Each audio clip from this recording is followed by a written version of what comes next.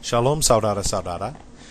Tadi saya bikin video mengenai apakah saudara harus cerai untuk cari kehendaknya Tuhan. Saya mau melanjut dengan video ini, harus dengar suara Tuhan untuk menikah. Dulu seperti saya ceritakan di video yang lain, saya punya teman yang pikir kalau saudara menikah dengan orang yang salah, yang enggak jodoh kamu dari Tuhan, mungkin kamu harus cerai dan cari orang itu yang jodoh dari Tuhan. Pertama, satu masalah dengan itu tolak belakang dengan firman Tuhan, dikatakan Yesus Kristus. Yang masalah yang kedua adalah misalnya kalau saudara dengar suara Tuhan, misalnya laki-laki dengar suara Tuhan, kamu harus tanya orang perempuan apakah dia mau menikah dengan kamu dan tunangan sama dia. Lalu orang itu tidak taat dengan firman Tuhan yang di saatnya di mana Tuhan suruh dia melakukannya, dan dia tunggu bertahun-tahun sampai ada orang lain lamar orang perempuan itu dan dia menikah. Lalu cowok ini menikah dengan orang lain dan dia ingat masa yang lalu, wah Tuhan suruh saya menikah dengan cewek itu, wah mestinya saya rebut cewek itu dari suaminya, suruh dia cerai dan saya cerai istri saya dan tinggalkan anak saya biar saya bisa mentaatin firman Tuhan. Apakah itu alkitabiah? Apakah itu benar? Pertama-tama, ya kita harus sadar setan bisa bicara kepada orang dan menipukan orang juga kalau kita tidak was-was dan jalan dekat dengan Tuhan. Yang kedua, walaupun misalnya Tuhan suruh orang menikah dengan orang lain, orang laki-laki dalam situasi itu, dia masih harus taatin firman Tuhan untuk saat itu. Dan kalau kita lihat di cerita Israel, waktu mereka mau masuk ke padang gurun pertama kali, dikirim mata-mata ke sana, lalu Israel nggak dengar dua mata yang percaya Tuhan, mata-mata yang percaya Tuhan, Yosua dan Kaleb. Mereka dengar orang yang tidak beriman, yang tidak mau masuk ke tanah Kanaan, dan mereka tidak mau masuk ke tanah Kanaan. Mereka bersungut-sungut dan Tuhan tidak mengizinkan mereka lagi, generasi itu, untuk masuk ke tanah Kanaan selain Yosua dan Kaleb. Dan orang Israel harus di padang gurun. Tapi ada orang yang pikir, wah mestinya kita ke tanah Kanaan, dan mereka lari ke tanah Kanaan. Mereka mau perang, mereka mau masuk tanah itu, dan ditewaskan semuanya karena mereka tidak taatin firman Tuhan untuk saat itu. Bukan firman Tuhan untuk sebulan yang lalu, sebulan yang lalu sebelum mereka melanggar firman Tuhan, itu firman Tuhan untuk mereka masuk tanah Kanaan. Tapi karena mereka nggak mau taat, perintah yang laku untuk mereka suruh berubah. Lalu orang di situasi ini juga, dan ada cerita juga dari Gibeon, mestinya ditewaskan semua orang Kanaan dari tanah Kanaan oleh Israel dalam perang. Tapi karena Israel tidak tanya Tuhan dan mereka bikin perjanjian sama Gibeon yang mereka anggap orang dari negeri yang jauh, bukan orang Kanaan, tapi mereka bikin perjanjian sama Gibeon. Mereka tidak boleh bunuh orang Gibeon karena mereka sudah bikin perjanjian ini. Lalu Gibeon jadi budaknya mereka, hamba mereka. Dan waktu Saulus bunuh orang Gibeon ini, yang pertama-tama mestinya dibunuh, tapi karena perjanjian itu tidak boleh dibunuh dalam perang, negeri Israel diketuk karena mereka tidak taatin yang mereka taatin menurut firman Tuhan. Lalu kalau saudara udah kawin, tidak boleh putarkan waktu di masa yang lalu lagi. Harus taatin firman Tuhan untuk sekarang, yaitu jangan cerai. Apakah kita harus dengar suara Tuhan untuk menikah? Ada orang yang bilangnya tidak boleh menikah kecuali dengar suara Tuhan secara jelas.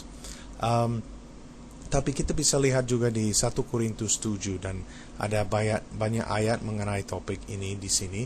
Pertama, yang ada berkait dengan topik ini, Tuhan bilang kepada Paulus, perintah untuk gereja supaya seorang istri tidak boleh ceraikan suami, dan jikalau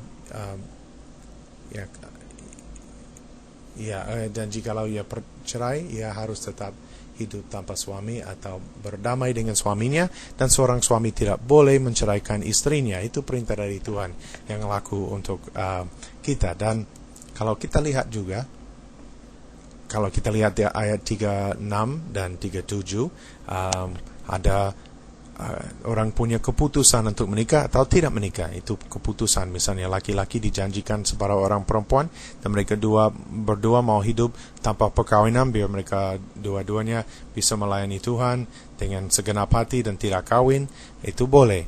Lalu itu keputusan mereka, boleh tidak, dua-duanya boleh menurut pasal ini. Kita orang yang selain Katolik mungkin udah lupakan, selain Katolik dan Ortodok Yunani dan Ortodok Timur mungkin sudah lupakan doktrin ini tentang orang yang tidak menikah, tapi itu di Alkitab juga. Paulus katakan dalam 1 Korintus 7 juga, kalau saudara menikah, saudara tidak berdosa, dan kalau orang perempuan yang perawan menikah, dia tidak berdosa. Kita lihat lagi juga di ayat 39. Istri terikat selama suaminya hidup. Kalau suaminya telah meninggal, ia bebas untuk kawin dengan siapa saja yang kehendakinya, asal orang itu adalah orang yang percaya. Tetapi menurut pendapatku, ia lebih berbahagia kalau ia tetap tinggal dalam keadaannya. Terus orang perempuan suaminya sudah meninggal, dia ada keputusan, dia bebas untuk menikah dengan siapa saja yang dia mau, asal orang itu di dalam Tuhan. Dan ya sudah jelas orang yang boleh menikah bukan suami orang, bukan saudara kandungnya, bukan bapaknya, ya asal tidak langgar firman Tuhan, dia boleh menikah dengan siapa saja. Lalu kita bisa lihat di pasal ini, Paulus tidak mengajar bahwa orang harus dapat pernyataan untuk boleh menikah, dan tidak boleh menikah kalau tidak dapat pernyataan yang khusus yang dia dengar suara Tuhan dari Tuhan. Tapi itu lebih hikmat. Kalau orang belum menikah, mau menikah, lebih baik berdoa banyak. Kita harus doakan semua hal yang penting bagi kita. Tapi ya, kalau ada orang yang menikah dan dia kasih tahu latar belakangnya dan dia bilang, wah, waktu saya menikah saya dengar suara Tuhan bilang, ya kamu harus menikah dengan orang ini. Orang yang dengar suara Tuhan, yang ada kesaksian begitu, tidak boleh menghakimi orang lain yang ketemu dengan cara yang lain atau menikah dengan cara yang lain.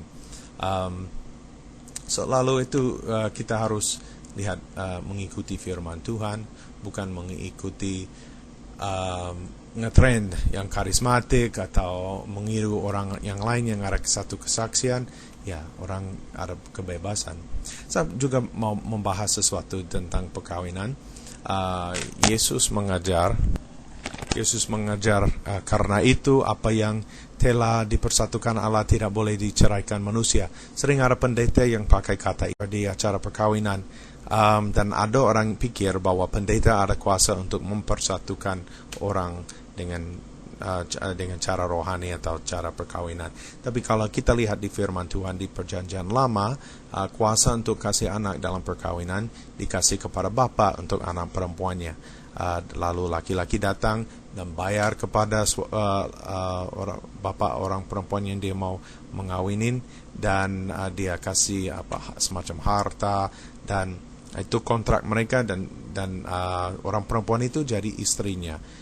Itu cara mereka bikin perjanjian, dan tidak ditulis di Perjanjian Lama bahwa orang Lewi, orang imam, orang tua-tua kota harus terlibat dengan bapak kasih anak perempuannya kepada laki. Acara gereja yang kita punya sekarang asal dari budaya Roma sebelum orang Kristen datang. Ada dulu di zaman dulu mereka dibawa, orang yang mau menikah dibawa ke imam kafir dengan agama palsu mereka, dan di depan satu imam dewa atau dewi palsu. Dan di orang perempuan pakai kata yang tertentu untuk menunjukkan bahwa dia menerima suaminya. Secara itu di Kristen itu semacam ada Roma, bukan pesta perkawinan Kristen atau acara perkawinan Kristen. Ada banyak macam-macam ada. Penting kita lihat di Perjanjian Lama dan Perjanjian Baru juga, perkawinan itu diakui, orang menerima itu sebagai resmi, sebagai sah, bukan sebagai percabulan saja. Asal ada banyak macam-macam adat, dan ya kalau orang masuk Kristen dari agama yang lain, kita nggak ada hak bilang, wah kamu nggak menikah karena kamu nggak diberkatin pendeta, karena menurut Alkitab tidak ada kata pendeta di Alkitab, ada penetua atau penilik, dan tidak ada ayat yang di Alkitab yang mengajar mereka punya kuasa untuk mengkawinkan orang.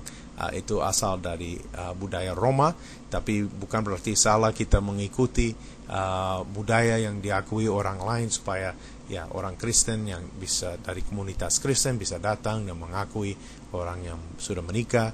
Dan pantas juga kita minta berkat dari pemimpin rohani, dari orang Kristen yang lain, minta juga didoakan. Dan ya itu bagus kalau diakuin. Saya nggak anti acara perkawinan, tapi saya mau menunjukkan juga kita nggak boleh mendasarkan doktrin dengan tradisi atau salah satu adat yang diterima dari budaya Roma, bukan dari firman Tuhan.